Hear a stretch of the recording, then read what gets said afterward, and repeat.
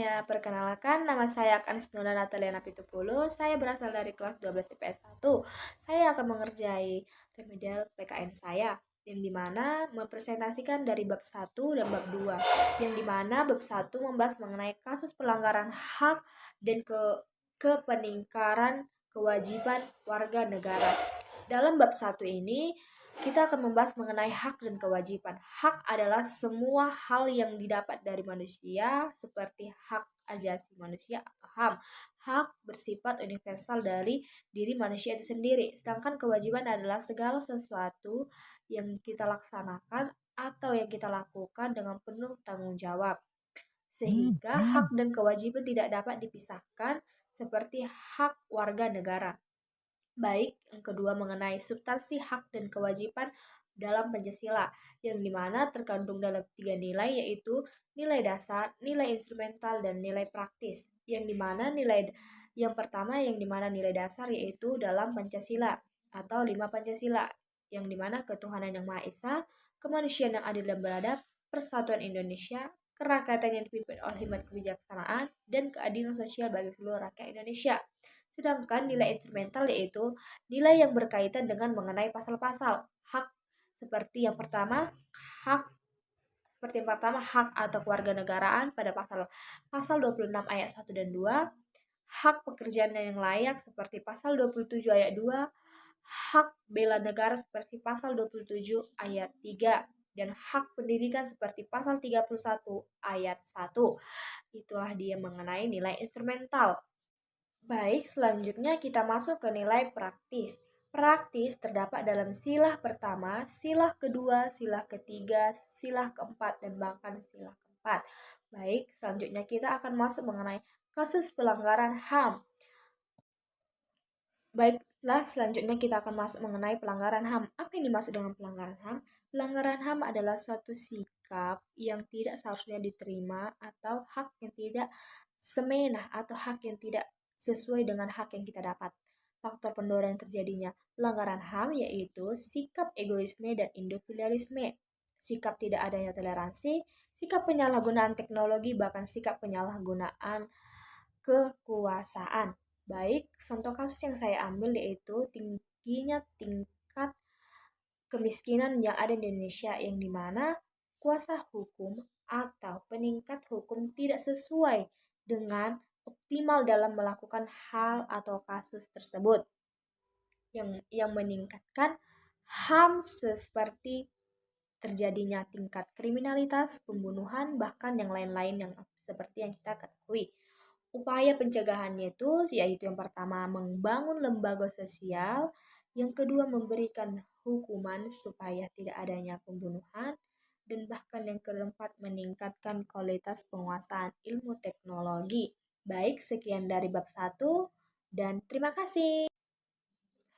Hai, kembali lagi bersama saya. Sekarang kita masuk ke bab yang 2 ya guys, mengenai penegak hukum dan perlindungan hukum yang ada di Indonesia. Yang pertama, hakikat perlindungan dan penegakan hukum. Yang pertama, konsep perlindungan dan penegakan hukum. Bayangkan apa yang terjadi jika tidak adanya penegakan hukum yang ada di Indonesia ini. Pasti kita tidak akan mengalami, pasti kita tidak akan adanya ketertiban di lingkungan masyarakat dan tidak adanya norma-norma sosial. Pasti kita akan mengalami keributan ya, seperti itu. Dengan demikian, suatu perlindungan dapat dikatakan sebagai perlindungan hukum apabila mengandung unsur-unsur sosial. Lalu yang selanjutnya, apa pentingnya perlindungan dan penegakan hukum itu? Sebagai negara hukum, Indonesia wajib memiliki atau melaksanakan proses perlindungan yang dalam penegakan hukum. Seperti perlindungan dan penegakan hukum sangat penting dilakukan karena dapat mewujudkan hal-hal seperti yang saya katakan berikut, yaitu tegaknya supremasi hukum, tegaknya keadilan, dan mewujudkan perdamaian dalam kehidupan di masyarakat. Baik, tegaknya supremasi hukum itu seperti hukum bermakna bahwa hukum mempunyai kekuasaan mutlak dan mengatur pergaulan manusia dalam berbagai macam persoalan hidup. Yang kedua, tegaknya keadilan. Tujuan utama hukum adalah mewujudkan keadilan bagi setiap warga Indonesia. Dan yang ketiga, mewujudkan perdamaian dan kehidupan di masyarakat. Kehidupan yang diwarnai suasana yang damai merupakan hamparapan bagi setiap bangsa.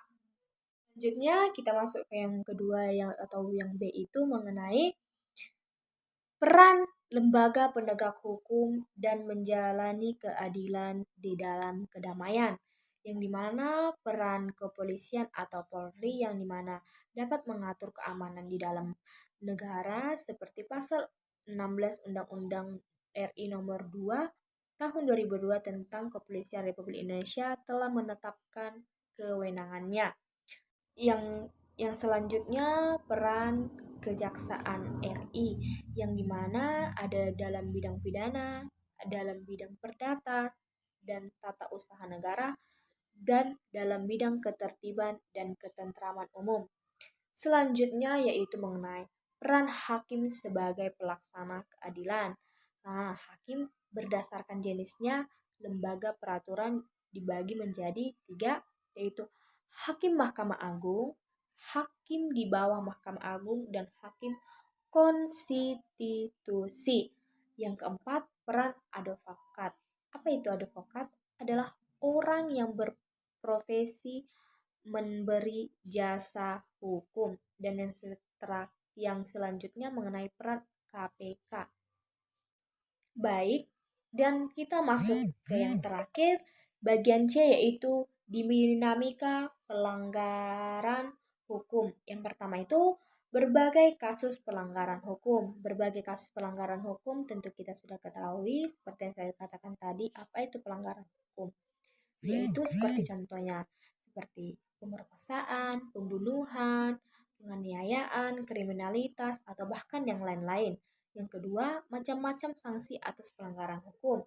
Dalam melakukan kejahatan, manusia juga memiliki sanksi yang dimana itu yang pertama ada sanksi pidana, sanksi perdata, sanksi administratif. Dan yang ketiga yaitu mengenai partisipasi dalam perlindungan dan penegak hukum.